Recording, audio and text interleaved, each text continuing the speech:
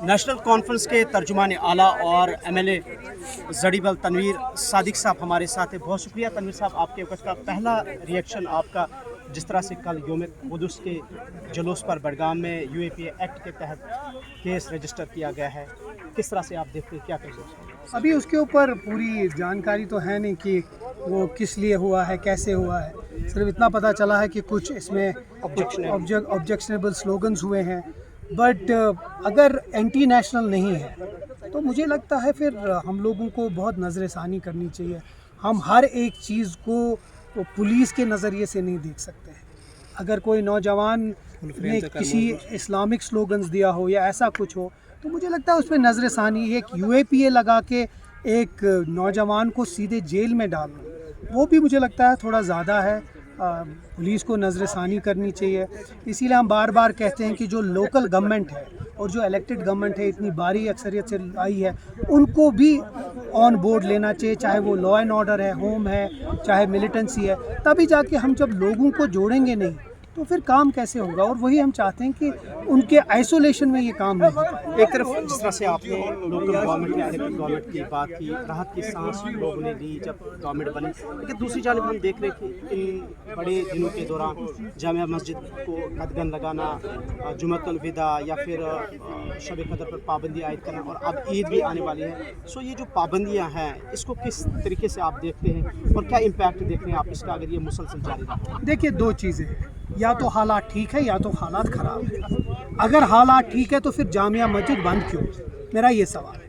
अगर दिल्ली से यहाँ तक जितने भी लोग क्लेम करते हैं यहाँ हालात ठीक है, जो मैं भी समझता हूँ चलिए हालात ठीक है, अच्छे माहौल में इलेक्शन हुआ, अपनी हुकूमत आई, तो फिर ये क्या ज़रूरी है कि जामिया मस्जिद को बंद करें? इसमें लोग करते क्या? नमाज़ पढ़ते, दुआ करते, शब करते, इस हमारी इस जम्मू कश्मीर के लिए दुआ करते, तो क्या गुनाह था?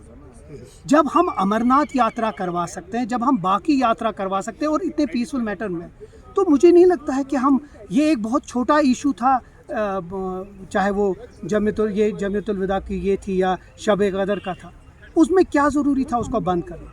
तो फिर इसी पे सवालिया निशान ये होता है कि फिर क्या हालात ठीक है कि हालात दिखा रहे हैं कि ठीक है? क्योंकि मैं समझता हूँ कि अगर हालात ठीक है तो लोगों को भी उसका डिविडेंड मिलना चाहिए। चूँकि तारीखी जो हमारा ईदगाह है वहाँ पे मेंबर जो है आवाम के लिए वक्फ कर दिया गया है, लेकिन जहाँ तक नमाज ईद का ताल्लुक है उस सिलसिले में वक्फ बोर्ड की तरफ से कहा जा रहा है कि ये डिसीजन जो है ये अथॉरिटीज़ तक है, उसमें सिक्योरिटी एजेंसियों का रोल है, वो ये डिसाइड करेंगे। क्योंकि अभी इलेक्टेड गवर्नमेंट भी हमारे पास है, सो किस तरह से आप देखें कि फिजिबल टाइम है कि सरकार को चाहिए कि वहाँ पे इस बार ईद की नमाज हो? देखिए, मुझे माफ़ कीजिएगा, जो ये कल इनॉग्रेशन हुई है वो बिना पूछे हुई है और अभी कंप्लीट भी नहीं हुआ है, और वो हुई है, वही हमारे जो एमएलए साहब हैं मुबारक गुल साहब, उनने वही कंप्लेन किया है कि अभी कंप्लीट भी नहीं हुआ और आपने उसका इनॉग्रेशन किया। चलिए, आप इनॉग्रेशन किया तो फिर ईद की नमाज़ होनी चाहिए, ईद की नमाज़ देनी चाहिए लोगों को वहाँ पढ़ने। आप घर बना के लोगों को कहेंगे घर में आप नहीं रह सकते, वो तो अजीब बात है ना, वो तो गलत बात है। तो अगर वो इनॉग्रेट अब किया है तो वो माहौल बनाइए जहाँ लोग दिल से ईद की नमाज़ पढ़े और अच्छे से बनाए। तनवीर साहब, हम देख रहे हैं कि एंटी नेशनल्स के खिलाफ यूएपीए एक्ट के तहत यहाँ पे आर्टिकल 311 के तहत यहाँ पे सरकारी मुलाजिम को टर्मिनेट किया गया, लेकिन फॉर द फर्स्ट टाइम 311 जो आर्टिकल है वो एनडीपीएस एक्ट केसेस के तहत सरकारी मुलाजिम पर यहाँ पे नाफिज किया गया। 4 सरकारी मुलाजिम को इस एक्ट के तहत एनडीपीएस केसेस में उनको मुलविस पाया गया, मुबैना तौर पर उनको सरकारी नौकरी से बरतरफ किया गया है। तो ये पहली बार हम देख रहे हैं कि जम्मू कश्मीर में, सो क्या करें? देखिए, पहली बात, हर किसी को हक होना चाहिए कोर्ट में जाने के लिए। कोई बेगुनाह हो उसको अपनी कोर्ट में जाकर, जिसको कहते हैं रिकोर्स टू जस्टिस, होना चाहिए। लेकिन एक चीज़ में मैं बहुत खुश हूँ, ड्रग्स और ये जो नार्को का है, अगर इस पे यूएपीए लगता है, मैं पहला इंसान हूँगा जो इसको सपोर्ट करेगा, क्योंकि इस ड्रग्स ने, इस नशे ने इतनी वबाएं फैलाई है पूरे जम्मू कश्मीर में कि इस चीज़ को जड़ से उखाड़ना है। और अगर ऐसा उनके ऊपर चार्ज साबित होता है तो कड़ी सी कड़ी सज़ा होनी चाहिए, उसमें मैं उनको सपोर्ट कर रहा हूँ। लेकिन हर एक चीज़ को कोर्ट में भी एक मौका मिलना चाहिए अपनी सफाई देने का। आखिरी सवाल मेरा आपसे, चूँकि मुसलसल कई रोज़ से जम्मू के अंदर एनकाउंटर जारी है, 4 गवर्नमेंट ऑफिशल्स को या सिक्योरिटी एहलकार को मारा गया है। एक तरफ से हम देख रहे हैं कि गवर्नमेंट कह रही है कि अब हालात ठीक है, दूसरी तरफ हम देख रहे हैं कि जिस तरह से हमने डिस्कस ऑलरेडी किया है सो एनकाउंटर्स होना खासकर जम्मू में क्या अफसोस तो है, एक तशवीशनाक भी एक सिचुएशन बन रही है जहाँ कश्मीर रिलेटिवली पीसफुल हो गया है। जम्मू जो हमेशा पीसफुल रहा है, अचानक वो माहौल ख़राब हो रहा है।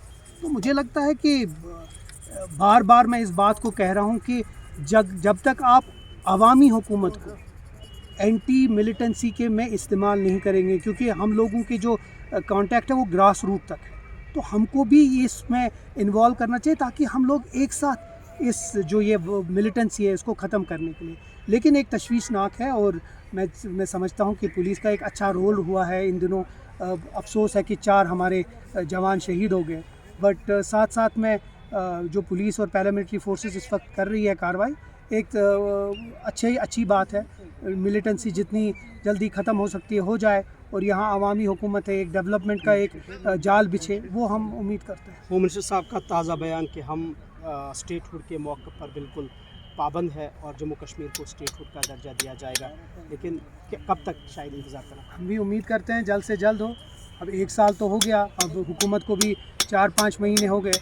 मुझे उम्मीद है कि जिस तरह उन्होंने कहा कि ये बात वो TRP के लिए नहीं करेंगे, उसके ऊपर कार्रवाई चल रही है, तो मैं उम्मीद करता हूँ जल्द से जल्द जो अगला सेशन है उस तक जम्मू कश्मीर के लोगों को उनका स्टेटहुड मिल जाए। बहुत बहुत शुक्रिया आपके वक्त का। तनवीर सादिक साहब बात कर रहे थे, कैमरा पर्सन मोहसिन अल्ताफ़ के साथ इमरान नाइक, पुलिस न्यूज़ श्रीनगर।